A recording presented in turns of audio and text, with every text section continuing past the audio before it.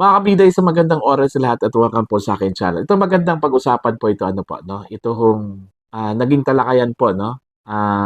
Kasama po si Attorney Harry Roque, ito pong si Sas Rogando Sasot at saka itong si Agent Morales po mga kabida. Okay? At posted po ito mga kabida sa Facebook page po ni Attorney Harry Roque no. Okay, ang kanila pong pinag-usapan po ay patungkol po doon ho sa sinasabi pong agreement sa pagitan po mga kabida ni Pangulong Marcos Jr. at saka ito pong grupo po ng mga Pinklawan ano na ang kanyang ipapalit raw, kumbaga yung agreement is ang ipapalit raw kay VP Sara sakali hong ma-impeach po ito mga kabida. Ito pong si Senador Riza Ontiveros ano. Okay? Pakinggan muna natin. Ito pong maikling talakayan lang po na saka magre-react po tayo mga kabida. Narito po. Ang may sense lang nito, I think talaga pinangakuan 'tong mga 'to, eh, Oo. na 'pag nawala si Sara, siguro si Risa yung ipapalit kasi si Risa lang naman yung senador nila, eh, hindi ba? Or a compromise guy like Chis Escudero or whatever. Pero yun na nga, kayo nung eleksyon, sinasabihan niyo kaming bubudulin kami ni BBM. Nung binudol kami, kayo naman ang nakikipag yan, it doesn't make any sense. Hmm. Sa tingin niyo, hindi kayo bubudulin? Ayan po. Yun yung opinion po no ni Sas. Possibly, no? Kung sakali hong may impeach. Kaya yung tanong kasi diyan is kung may impeach ano. Tsaka hindi naman po natin alam kung ano yung magiging ending diyan eh no sa impeachment po mga kabida. Okay? Now, given the fact o given the argument na merong ganon ano, sa tingin ho ninyo, doable kaya yun, no? Na si Riza Hontiveros yung ipapalit, no? Okay? Alam naman po natin yung history po ng Pinglawan, ano? Kahit na sabihin po natin na iba po sila ng kulay, kung tutuusin po mga kabida, yellow pa rin yun. Liberal Party pa rin yun, ano? Diba? Taga-liberal pa rin yun. Alam naman po natin yung history po ng Liberal Party, ano? Anti-Marcos yun mga kabida. Way back doon ho sa panahon Ferdinand Marcos Sr.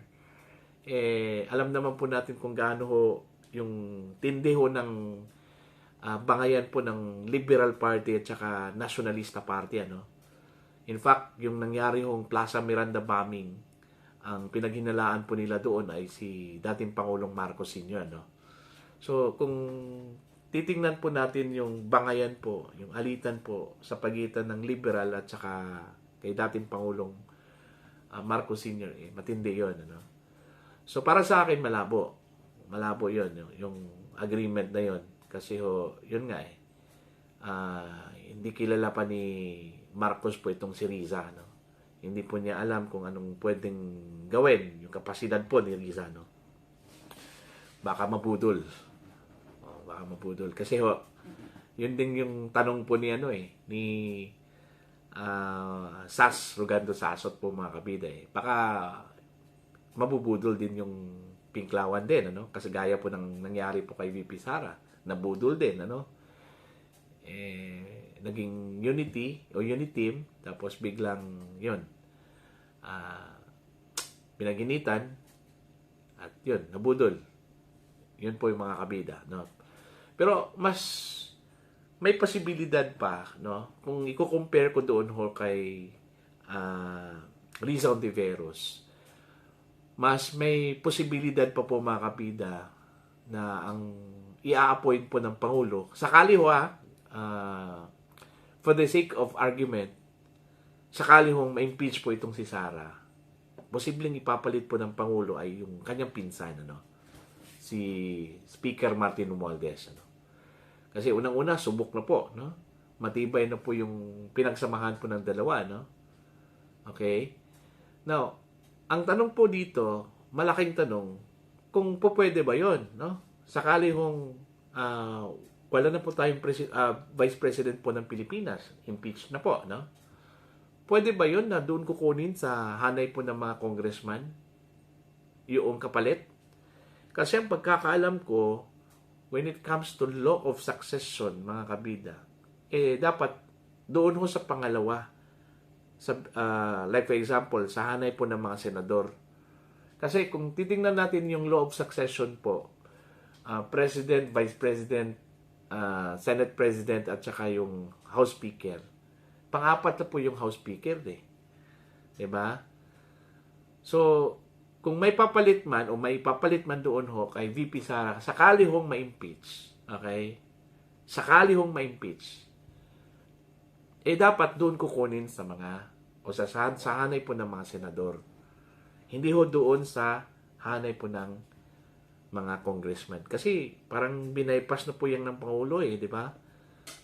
So, sa tingin ko, parang hindi po pwede, no? Okay? Sa akin lang sa opinion ko lang po mga kabida, no? Okay? Now, bigay na lang po natin yan sa Pangulo, no? Bigay na lang po natin yan sa Pangulo. Basta para sa akin po, yung pinag-usapan po nilang impeachment, malabo po yun. Okay? Malabo po yun. Most likely, kung meron man pong impeachment po mga kabida, after election na po, no? Kaya, ang tanong dyan, after election, may mga factors pa rin no? Kung bakit hindi matuloy Diba?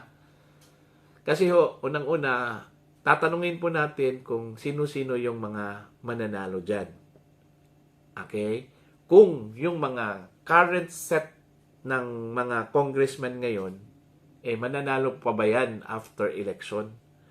Alam naman po natin na marami pong galit sa mga congressmen po ngayon, mga miyembro po ng House of Representatives dahil sa mga ginawa po nila sa mga Duterte, mga kabida. Ang question dyan kung mananalo pa ba yan sila after election. Kung sila pa rin ang uupo bilang mga mababatas po natin sa kanilang mga distrito, may posibilidad. Okay? Na baka doon na po tutuluyan nila si VP Sara, no? Sa impeachment. Pero kung mag-iba yung setup, mga kabida, yung set po ng members ng House of Representatives at ang magiging dominant dyan ay ito pong mga hindi pro-administrasyon, no? Okay? Kung hindi man pro-Sara, yung mga medyo hindi ho makikitid ang ulo. Okay? Now, malabo yun. No? Malabo yun. Okay? Now, ang atin na lang abangan dyan is yung election. Yung election talaga. No? Tsaka natin pag-usapan yung impeachment. Pero sa ngayon, malabo yan. Malabo yung impeachment na yan. Okay? Para po sa inyong mga comment, opinion, at suggestion, you can comment down sa aking comment section po mga kabida. Okay? And sa mga hindi pa po subscribers sa aking channel, please do subscribe. Just click the subscribe button. Click the notification icon. Click all para updated po kayo mga kabida sa aking mga uploads. Maraming salamat po sa inyong lahat at God bless po mga kabida.